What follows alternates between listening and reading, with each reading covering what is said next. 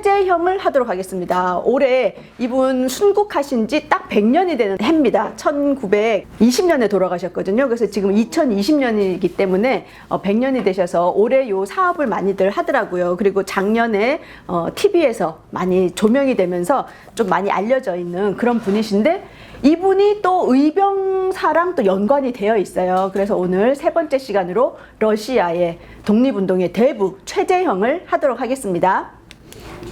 최재형, 네, 이분은 1860년에 태어나세요. 한북 경원군의 노비의 아들로 태어나, 노비의 아들. 그런데 노비 이름이 있죠. 최흥배. 그러니까 노비 중에서도 너무 하층 노비는 아닌 거예요. 하층 노비는 아닌데, 그 오씨, 이 경원 지역에 아주 그 주지인 오씨 집안의 노비의 아들로 태어나게 됩니다. 그런데 이 경원이 어디냐고 봤더니 사군 육진 있죠. 우리나라 사군 육진에, 사군과 육진의 육진에 해당되는 곳이에요. 그래갖고 여기 6군데 중에 경원, 제일 여기 끄트머리에 여기 있어요. 경원. 그러니까 넘어가기가 엄청 쉽죠. 1868년, 1869년 인터넷에 검색하면요, 그거 나와요. 전 세계적으로 대폭설, 뭐 대홍수 할 때 이게 납니다. 그래서 세계적인 자연재해가 일어나게 돼요. 그래서 이때 기근이 일어나면서 그 다음 해인 1869년 경오년에 강을 건너갔다라고 그래가지고 이 함경도 지방에서 연해주, 만주 지역으로 많이 넘어가는 때가 바로 이때입니다. 그래서 이 최재형의 가족들도, 최재형이 이제 9살 됐을 때죠. 9살 됐을 때 넘어가게 됩니다. 그래서 지신허로 도망. 그래서 지신허가 어디냐 하면 바로 아까 이 경원 지역에서 이렇게, 여기가 경원군이잖아요. 경원군에서 중국 땅을 훈춘으로 해서 요 지역으로 도망을 간다. 이주가 아니라 뭐예요? 노비니까 도망간 거야. 근데 아버지는 노비고 어머니는 뭐였냐면 기녀였어요.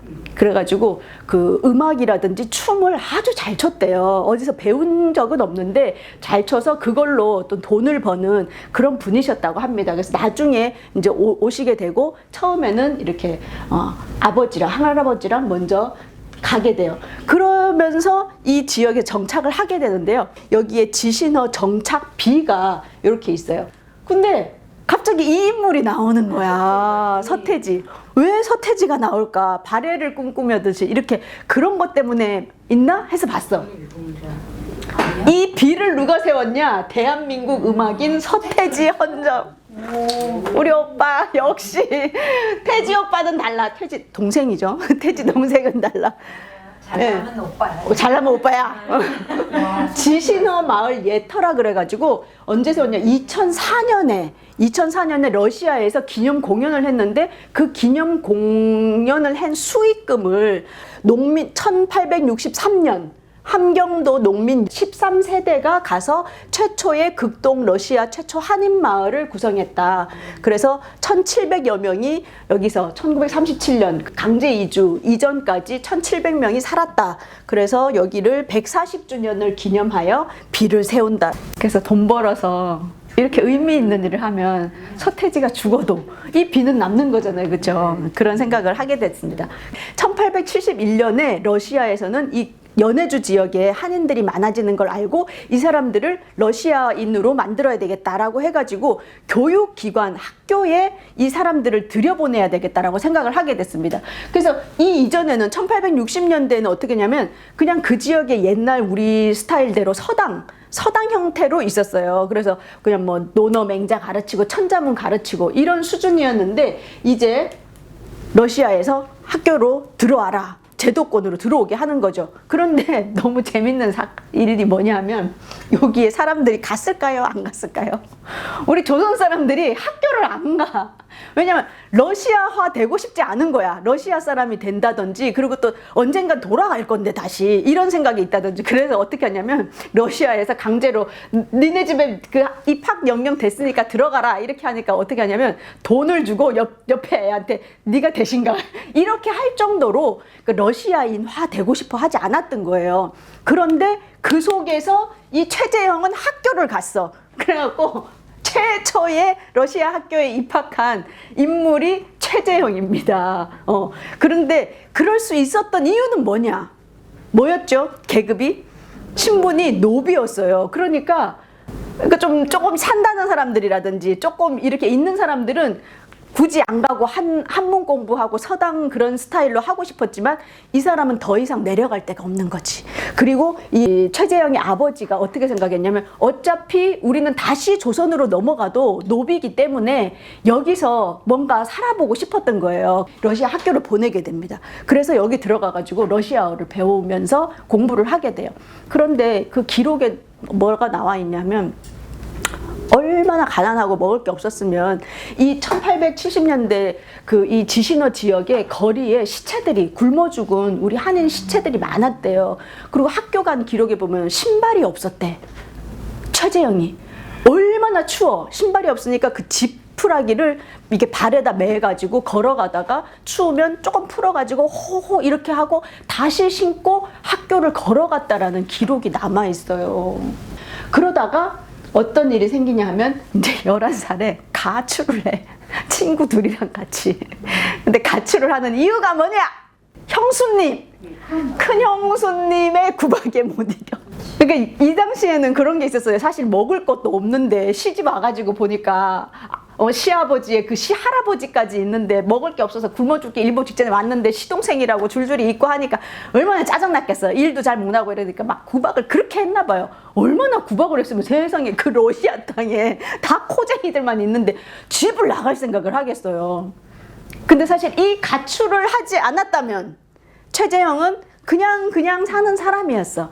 가출을 해서 원양상선 선장을 만나서 세계를 돌면서 러시아의 갑부가 되고 우리 민족의 그 큰일을 하셨기 때문에 안중근까지 나왔기 때문에 진정한 기여자는 누구다? 구박하신 형수님에게 감사. 그래가지고 이제 쫓겨났어. 근데 원래 혼자 감행을 안 하잖아요. 같이 누구랑 같이 했어? 친구 둘이랑 같이. 이 질풍노도 시기에 11살짜리들이 야 집 나가자. 그래 나갔어. 하루 만에 친구들은 나 집에 갈래. 그러고 다시 들어갔어요. 다 그렇듯이. 근데 이 최재형은 남달랐던 거야. 그때 다시 컴백 홈 했으면 안 됐을 텐데 끝까지 나는 들어가지 않겠다. 이래가지고 바닷가 지역에 이제 가가지고 일을 하다가 너무 이제 힘들고 지치고 뭐 살 데도 없고 이래가지고 이제 턱 쓰러져 있었던 거야. 부둣가에. 그런데 러시아 부부가 이제 딱 나들이를 가다가 어떤 아이가 있는데 본 거예요. 그래서 그 부부가 이 아이 최재형을 데려다가 키우게 됩니다. 그런데 그 남자가 직업이 뭐야? 원양상선의 선장이야, 선장. 그런데 또 결정적인 건 이 선장의 부인이 아주 교양이 있고 인문학적인 소양이 있던 사람이었어요. 그래서 그 책을 많이 읽었던 여자래요. 그래갖고 그 책에 읽었던 이야기를 어린 최재형한테도 해주고 이렇게 그 교양 같은 것도 쌓아주고 하면서 그래서 확실히 이렇게 낳은 생모도 중요하지만 기른 어머니들의 중요성이 얼마나 큰가. 우리 강사님들이 그래서 중요한 거야. 엄마 교육, 여성 교육이 아주 중요한 이유예요. 왜냐? 그 사람으로 끝나는 게 아니라 자녀를 길러내잖아요. 그래서 이렇게 선장 부부가 키우고 그 다음에 이 최재형은 양아버지라고 할 수 있죠. 선장의 배에서 일을 하게 돼요. 허드렛 일을 하면서 배를 타고 전 세계를 2번을 상트페테르부르크까지 가요. 근데 이 극동지 이 블라디보스톡 여기에서 상트페테르부르크까지 가려면 어떻게 가면 되냐? 지금은 뭐 쉐봉선도 있고 해서 위로 갈 수 있지만 그 당시에는 그러지 않았어요. 어디로 가요? 이 동해, 인도양, 아프리카 밑에 삥 돌아서 유럽 이렇게 가는 거야. 그렇게 2번을 간 거예요. 한 6년 정도의 선원 생활을 하면서. 그러면서 어때요? 러시아 언어도 배우지만 전 세계를 돌면서 경유지마다 내리면서 세상을 보게 된 거예요. 그 넓은 세상을 알게 된 거야. 그러면서 나중에 1878년에 돌아와서 블라디보스톡에 정착을 하게 됩니다. 정착을 했는데 이 배가 이제 6년 그 이전부터 해서 막 도니까 이 배가 이제 낡았어. 더 이상 배를 운영을 안 해. 배를 팔아버려요. 팔면서 이제 나는 배장사 이제 그만하니까 이 최재형을 어떻게 하냐면 아주 친한 친구 무역회사 사장한테 내 양아들이다 하고 무역회사에 취직을 시켜줍니다. 그러면서 뭐야 상사 있죠, 상사. 지금으로 치면. 그래가지고 이제 상업에 눈을 뜨게 돼요. 여기서 한 4년 정도 일을 하면서 장사를 하면서 러시아 상업 언어도 배우고 그런 돈 버는 기술을 어떻게 보면 알게 되는 거죠. 집을 떠난 지, 가출한 지 10년 만에 아버지를 찾아요. 그래서 찾아서 물어 가니까 지신어에서 그 위 동네, 연추라는 동네로 이사를 한 걸 알았어. 그래서 집에 갔더니 이렇게 그냥 농사 지으면서 아버지가 계신 거야. 그래가지고 거기에 정착을 해요. 이게 또 이 러시아의 역사와 관련된 거예요. 뭐냐면 원래 이 연해주 지역은, 연해주가 뭐냐면 바다에 연이어 있는 그 마을을 연해주라고 하잖아요. 그래서 이 연해주 지역은 원래는 어느 나라였어요? 청나라, 중국 뭐 이쪽이었어요. 그러다가 1840년대 그 소련 군대가 가가지고 그 해군 장교가 띡 거기다 깃발 꽂아서 여기 이제 우리 땅 할래 이렇게 됐대요. 그러고 나서 1850년에 베이징 조약이 맺어지면서 거기에서 이제 이 러시아 령으로 넘어간 거예요. 근데 사실 거기 사람은 거의 안 살았어. 그러니까 러시아에서 어떻게 하냐면 군대를 강제로 이주를 시켜서 거기를 이제 점령을 해서 러시아 땅으로 만드는 겁니다. 그러니까 이 지역에 사는 러시아 사람들은 누구다? 대부분 다 군대가 다 와가지고 여기 있었던 거예요.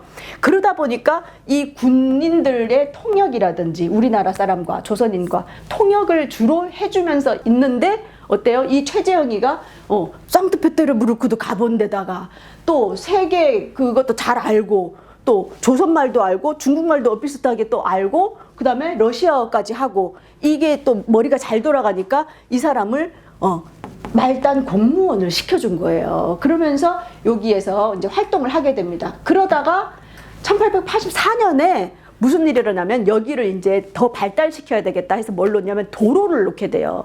도로를 놓게 되는데 그 군용 도로 건설이 지금 불도저라든지 막 이게 있는데 그때는 뭐야? 다 곡괭이. 그 다음에 손으로 일일이 다 돌 옮기고 그리고 여기 또 추워서 땅도 잘 파지지도 않아. 그렇기 때문에 아주 힘든 노동이었는데 이 힘든 노동을 주로 누가 해요? 이 조선인들이 하는 거야. 먹고 살 게 없으니까.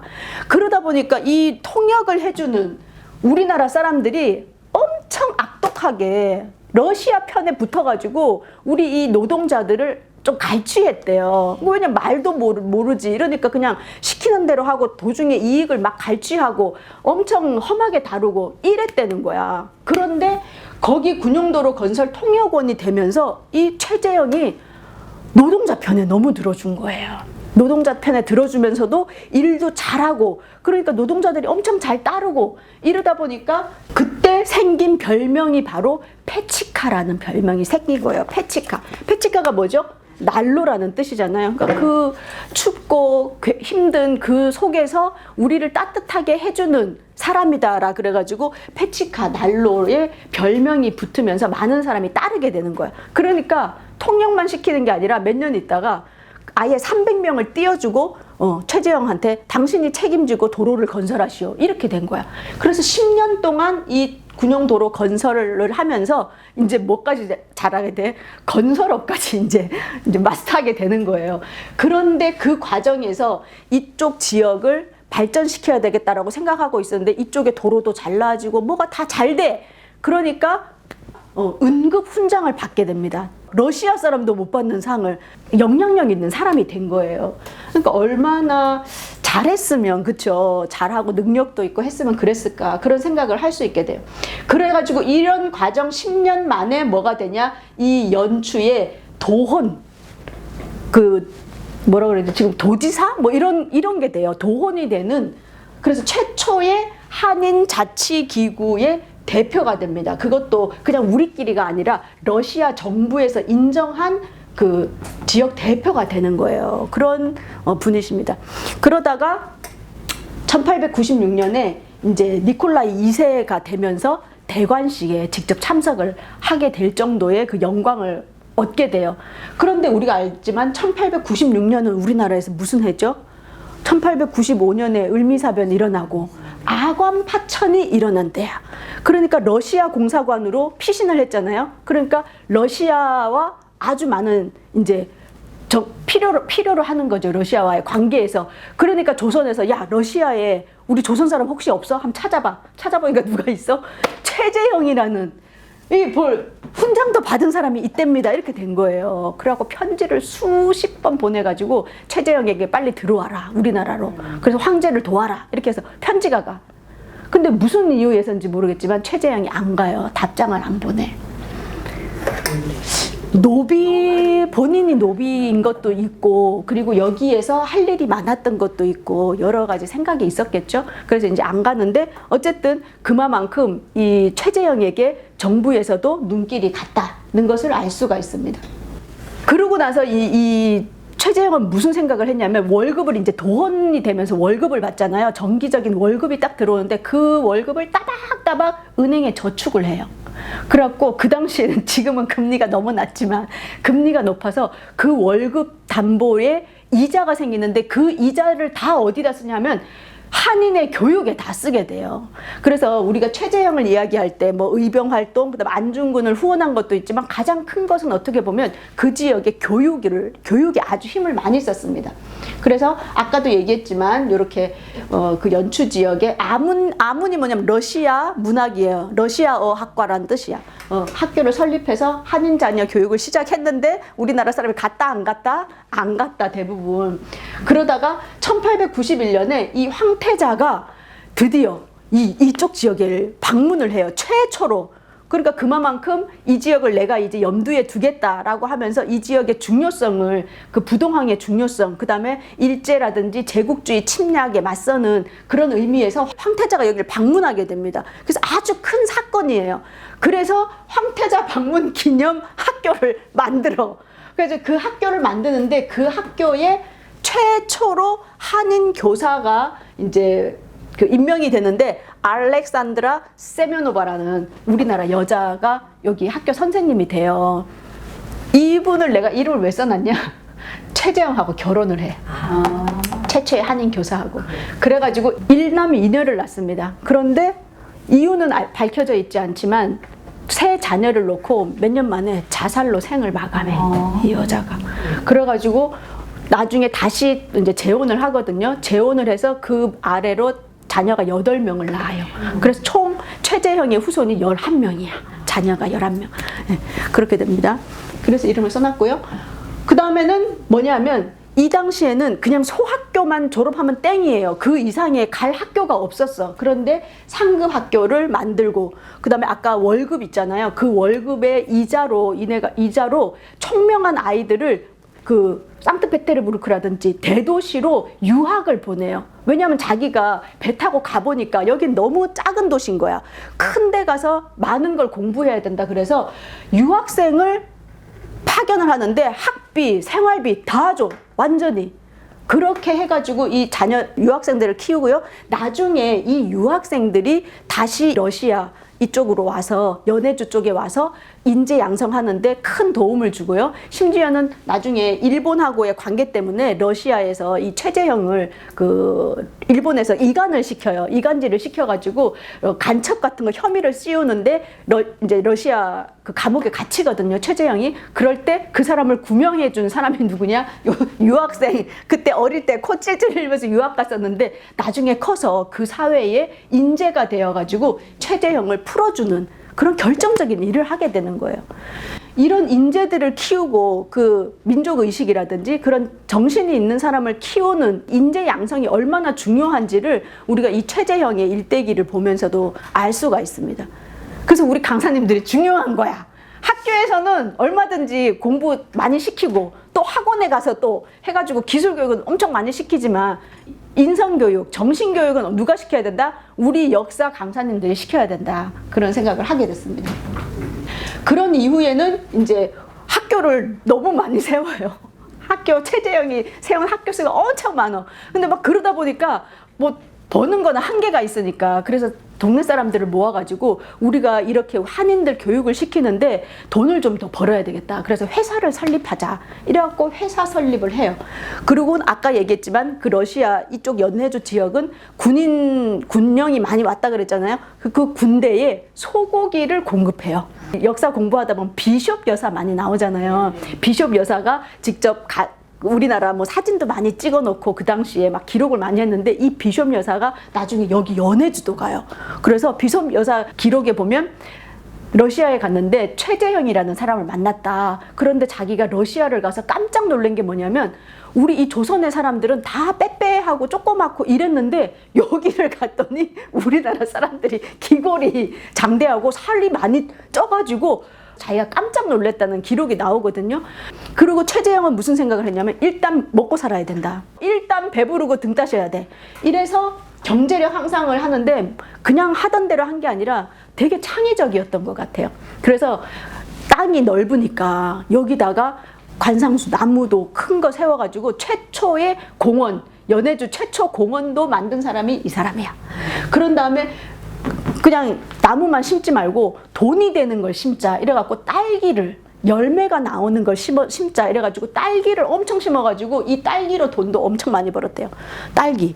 그 다음에는 집에 있는 가축들 뭐 닭, 뭐 오리 막 이런 거 키우고 소도 엄청 통실통실 잘 키우고 그 다음에 왜 연어잡이를 안 하냐. 여기 사람들 연어알 좋아하는데 연어알 이런 걸 해서 뭐다 한인들의 경제력을 향상시키고 회사 설립해가지고 뭐죠? 요새 일자리 창출도 엄청 해가지고 이 한인 지역에서는 독보적인 존재가 된 겁니다. 그래가지고 그 많은 돈들로 뭘 만들어? 이렇게 학교를 막 세웠다는 거예요.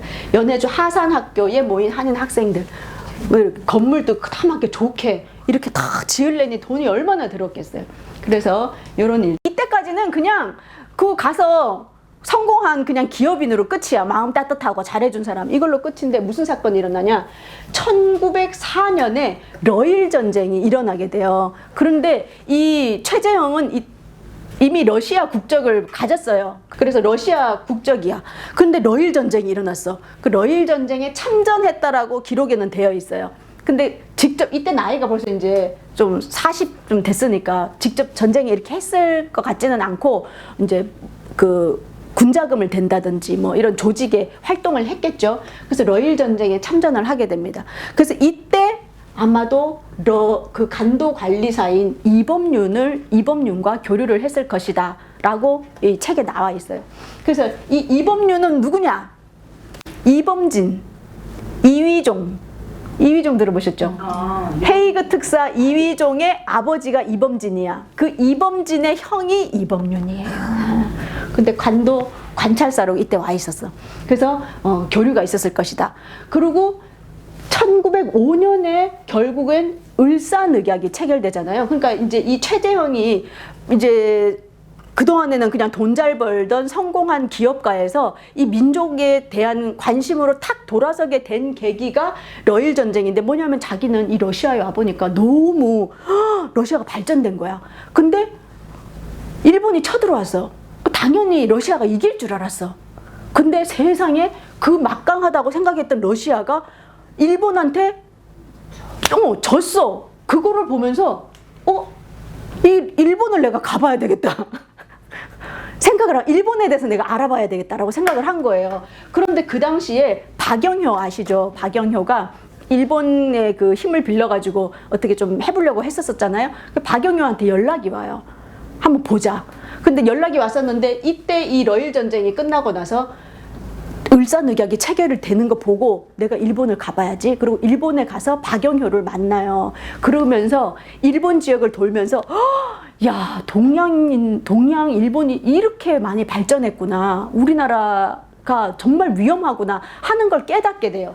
우리 다시 연해주로 돌아오면서 그때부터는 무슨 학교를 세우냐면 민족학교를 세워요.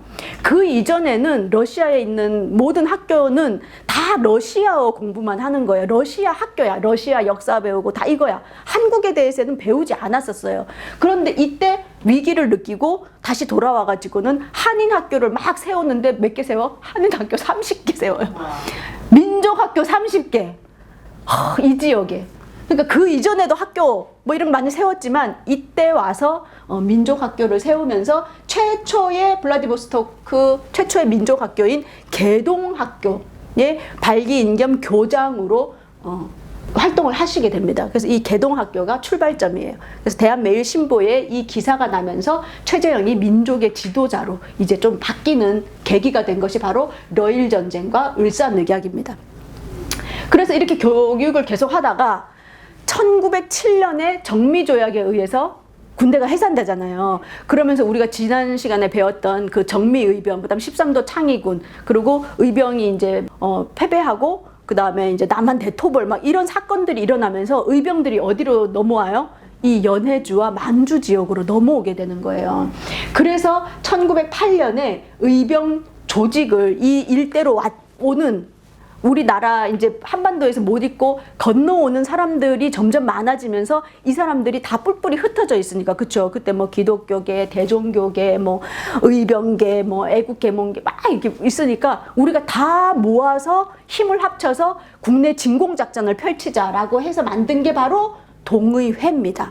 그래서 우리가 이 최재형을 이야기하면서 독립운동을 이야기할 때 첫 번째 중요한 단체는 바로 이 동의회. 동의회를 만드는데 이 동의회의 총재가 누구다? 최재형이 뽑히게 되는 거예요. 너무 재밌는 게 여기서 투표를 해. 독립운동가들 모아가지고 투표를 해갖고 총재가 최재형이 된 거예요. 부총재를 뽑았어. 부총재 투표를 했는데 한 표 차이로 이휘종이 돼요.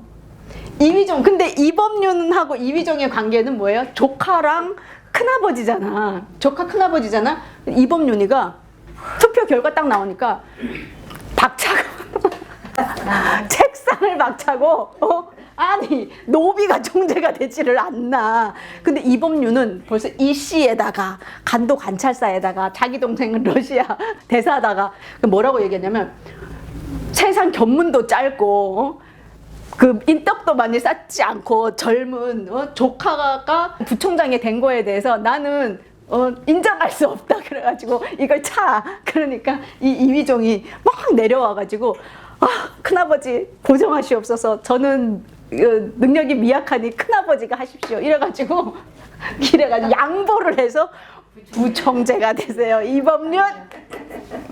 근데 이분 독립운동 하신 분 맞아요. 맞는데 우리가 지지난주 계속 얘기했듯이 뭐예요? 그 의병의 한계 얘기했잖아요. 다 유생 출신이고 그 당시에 그 관념을 알고 우리가 생각을 해야 돼요. 그 당시에 그 상황을 우리가 이해를 해야 돼요. 그래서 어쨌든 부총재의 이범윤이 됩니다. 그리고 회장의 이휘종, 부회장의 어민섭, 회원이 여러 명인데 그 중에 이름이 안중근이 나와요. 그래서 우리가 여기 또 이 어민섭이라는 사람이 계속 최재형과 함께 독립운동한 역사에 계속 나오는 인물이야. 근데 어민섭 검색하면 뭐 나와요? 이 사람이 어민섭이에요. 그리고 홍범도랑 같이 어민섭이랑 찍은 사진이 있어요. 그래서 1910년대까지는 엄청나게 의병 활동하고 밀정 처단하고 이랬어. 1910년부터 휙 돌아서 가지고 이 지역에 대표적인 밀정이 돼요. 그래서 모든 최재형에 관련된 사건에 관련된 기록이 있잖아요. 일제의 밀정 보고서에는 이 어민섭이가 다 보냈어. 그래갖고 모든 걸 다 알고 있어. 일제가. 근데 그 밀정이 누구였어? 어민섭이었어요. 마지막에 딱 몇 명만 모여서 하는 회의에도 항상 이미 어민섭은 들어있었어. 10년 동안 밀정 생활을 했다니까. 소름 끼쳐. 근데 언제 잡히냐? 어떻게 해서 탈론한지 봤더니 그거 15만 원 탈취 사건 있죠. 15만 원 탈취 사건 때 그 탈취 사건도 밀정에 의해서 발각이 돼가지고 그 5명 중에 4명이 사형되잖아요. 비참하게 죽거든요. 서대문에서 죽는데 그 사건을 밀고 한 놈이 어민섭이었어. 근데 그 사건 이후에 이 사람이 탈로나. 왜냐면 이 어민섭이 가가지고 야 이거 위험한데 지금 가다가 걸리면 안 되니까 무장해제를 하고 가자라고 갑자기 툭 튀어나와서 얘가 말하는 거야. 근데 어민섭이 그 당시까지만 해도 엄청 독립운동에서 끝발 날리고 있었으니까 말 듣고 무장해제했는데 무장해제하자마자 일본군이 덮쳐서 데려갔거든요. 그래서 어민섭이 밝혀져요. 그래서 이렇게 동의회가 있었다. 이분이 바로 그 이휘종의 아버지인 이범진 러시아 공사. 이분은 1910년에 나라가 일본에 넘어가고 나서 러시아 호텔에서 자결 순국하셨어요. 그렇게 하셨고 이분의 둘째 아들이 바로 이휘종이 되겠습니다. 그래서 헤이그 특사로 같이 가시게 된 거고요. 그리고 여기 보면 우리가 이준 열사, 헤이그 특사 공부할 때 이준이 부산으로 가. 그 다음에 어디로 가냐면 여기 블라디보스토크에서 이상설이 활동하고 있었잖아요. 그래서 여기서 이상설하고 같이 이준이 요렇게 가는 거예요. 그래갖고 여기 상트페테르부르크에 있던 이휘종과 같이 가거든요. 그래서 여기 블라디보스톡에서 출정할 때 이 지역에 있던 사람들이 다 막 기원해주고 이렇게 출정식처럼 이렇게 해줘요. 중요한 일을 하러 간다고. 그랬는데 나중에 이 이준 열사 사망하고 그러면서 이 지역에서 아주 그 추도회 같은 거 열고 이렇게 했던 게 있습니다. 그래서 이 연해주 지역은 우리나라 독립운동사에서 뺄 수 없는 지역이에요.